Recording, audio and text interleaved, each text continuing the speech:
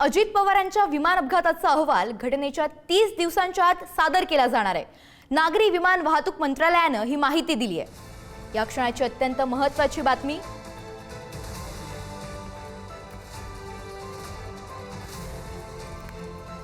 अजित पवारांच्या विमान अपघाताबद्दल आता 30 दिवसांच्या आत अहवाल सादर केला जाणार आहे, अशी महत्त्वाची माहिती नागरी विमान वाहतूक मंत्रालयाने दिली आहे।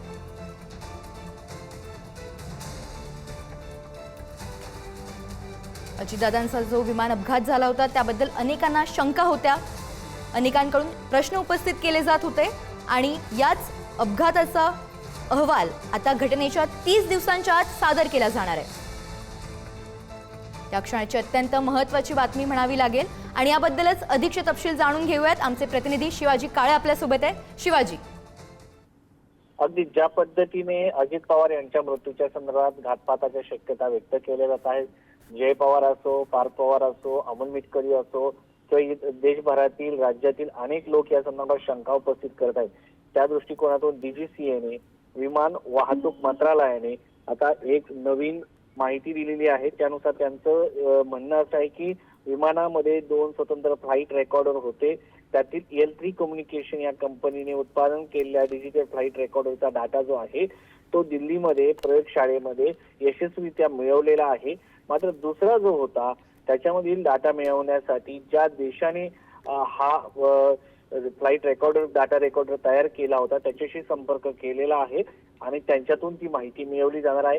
दुसरं म्हणजे अजितदादा गेलेले आहेत 28 जानेवारीला, तर आता 3 दिवसाच्या आत जे आहे या संदर्भामध्ये माहिती दिली जाणार आहे। 28 तारखेला गेल्याचा जर आपण विचार केला तर साधारणपणे आज 19 तारीख आहे आणि ते 3 दिवस साधारण जर विचार केला तर 22-23 दिवस अजित पवार यांना जाऊन झालेले आहेत।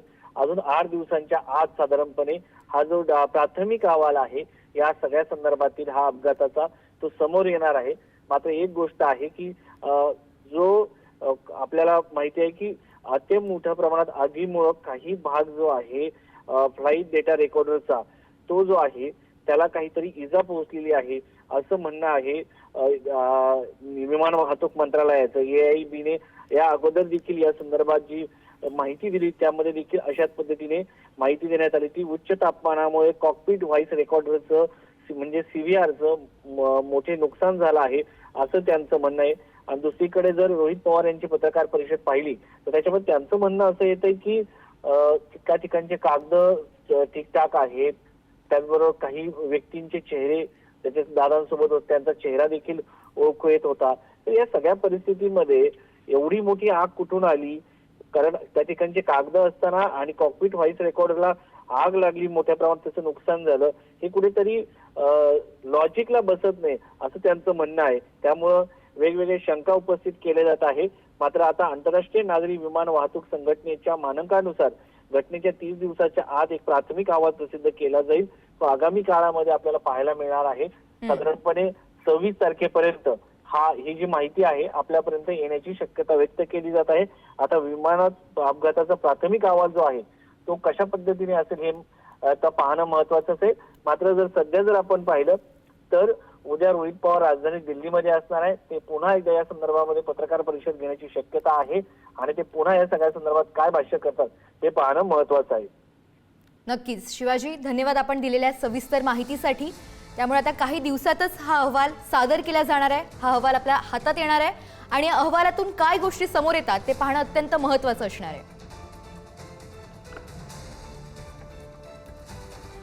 अजितदादांच्या विमान अपघाताबाबत अनेक शंका उपस्थित केल्या जात होत्या, तो अपघात नसून घातपात असल्याचा संशय होत होता आणि यानंतरच आता नागरी विमान वाहतूक मंत्रालयानं या घटनेचा अहवाल आता 30 दिवसांच्या आत म्हणजे काही दिवसातच सादर केला जाईल अशी माहिती दिली आहे। दरम्यान 4 फेब्रुवारीपासून या विमान कंपनीचं ऑडिट सुरू आहे आणि दोन्ही फ्लाईट रेकॉर्डरमधील माहिती ही यशस्वीपणे हाती आली आहे।